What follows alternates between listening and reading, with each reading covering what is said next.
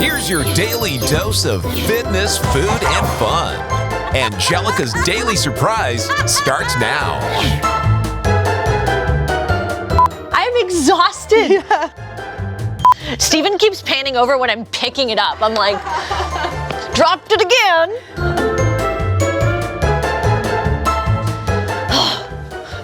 Now, you all know that I like to keep my workouts fresh, but I also like to keep them fun.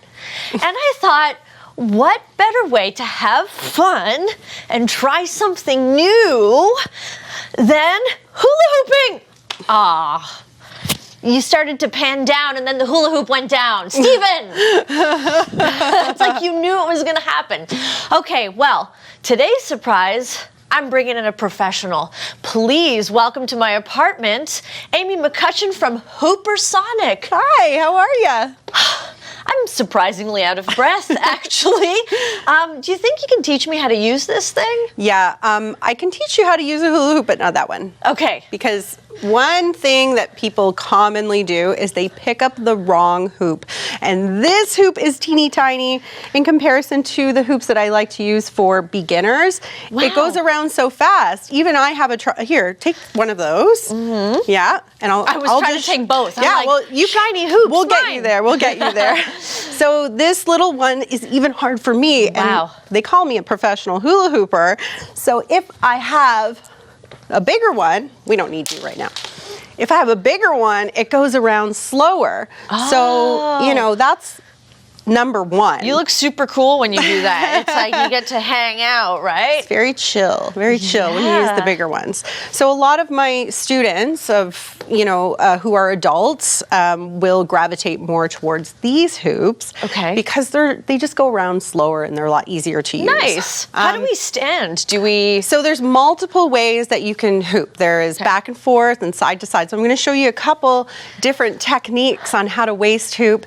Most people think waist hooping is around and around, but it's not actually around and around. It's either back and forth, okay, or side to side.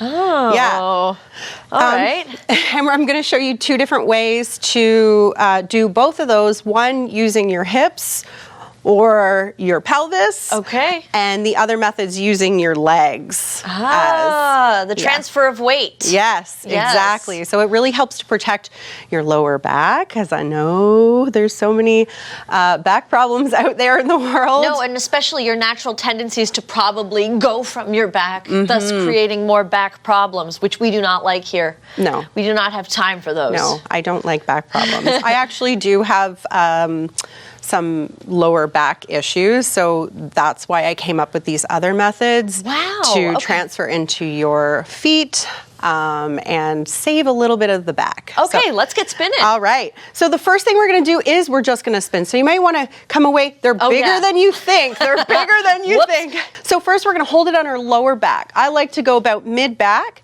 and I like to hold my hoop like so. So now I've got a good grip on it. It's not flopping down. It's not coming up. Okay. It's nice and straight. And we're just going to activate our core. And if you don't know how to activate your core, that's okay. It happens all the time. This is what I tell the kids out there, is to take a big sniff, and then you can feel your core activate. So some people don't understand that, and it's very common. I always feel like I'm zipping up a snowsuit. Oh, that's a good one. Or I'm a tube of toothpaste. Right? I like that one. I like that one. Okay, so what we're going to do is we're going to just activate. We're not going to move. We're just going to throw it around our waist and activate the core and see how many times it can go around without moving. That's cool. Because there's so many new skills that you have to learn with hooping, I like to focus on the spin first and then the push. You're doing great so far. So once you get this spin down, and you feel like, okay, it's controlled, then you can move on to the push. The other thing you want to be careful of is not spinning it upwards or downwards. You want to spin it right into the belly, so I go almost like slapping yourself in the belly or like a lever, right into your activated core. So let's talk about now moving, okay? So I like to start with a back and forth push. So I'm going to put one foot forward. It doesn't matter which foot, just like it doesn't matter which way you spin the hoop. A lot of the times right-handed people will go left. All right, so I'm going to spin the hoop around my waist, activate my core, See, it's gonna spin for a bit, and then as it hits my belly, I'm gonna push forward into the hoop and create momentum. There you go. Nice. So it's like I'm dropping my heel, I'm pushing my hips forward. Yes. So it's like pedaling. So instead of focusing on the hips more, because this is where we start to extend our lower back, Right. is more think with the rib cage, the bottom of your rib cage. So then we're going to start pushing a little higher. Okay. And the higher you push with, the higher it will stay. Because if you start to push with your legs. Can I just say, I'm exhausted. Yeah, it's quite good for cardio, that's for sure. When you can kind of like go, okay, I don't have to panic. You get out of that like panic breath, you can really start to enjoy it. Yeah. And it's kind of a massage. Yeah. But I feel the entire front panel of my abdominals working. Yes, it's definitely great for the core, and it's a reminder for you to activate your core.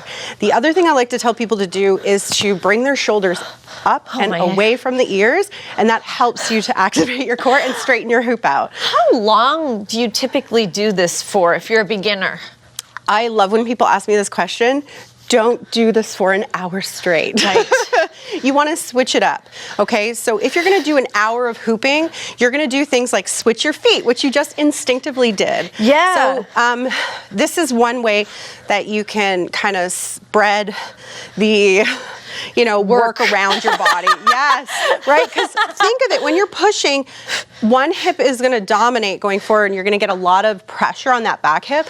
So really just making sure you're standing up tall, you're really activated in the core, and it's going to be hard at the beginning, right? Yeah. But then it gets easier. Like it looks a little less hard for me to do this than a beginner. Mm-hmm. So yeah, that's why I tell people, like, make sure you're switching and make sure you're activated in the core. Yes. Breathing helps in through the nose. Smiling helps. Smiling always helps. Oh no, smiling doesn't help. The other thing that you want to remember is you can go both ways. Okay. And this is going to be like writing your name with your opposite hand. And probably going the other way is beneficial, right? Because you want to keep both sides balanced. Exactly. So it's all about I'm balance. going to the right. Oh my goodness. Yeah. So practice your spin first with your foot. Go right back to the beginning. Yeah. Okay. Great. Why is that so nice weird? Spin. It really is, and it's like trying to write your name with the opposite hand. Oh man. Yeah. So watch that you're not pushing upwards and leaning back. Right. Just nice up and straight. There you go. Yeah. Always about the posture. Yes. People this is are like, great for "Am I your doing it?" posture. And you said this is muscle building, right? Yes. So, I mean, obviously you're activating your core, so your core is getting a workout. And there's so many things that you can do with on-body hooping that's going to activate your core. I'm trying not to lean. Yeah.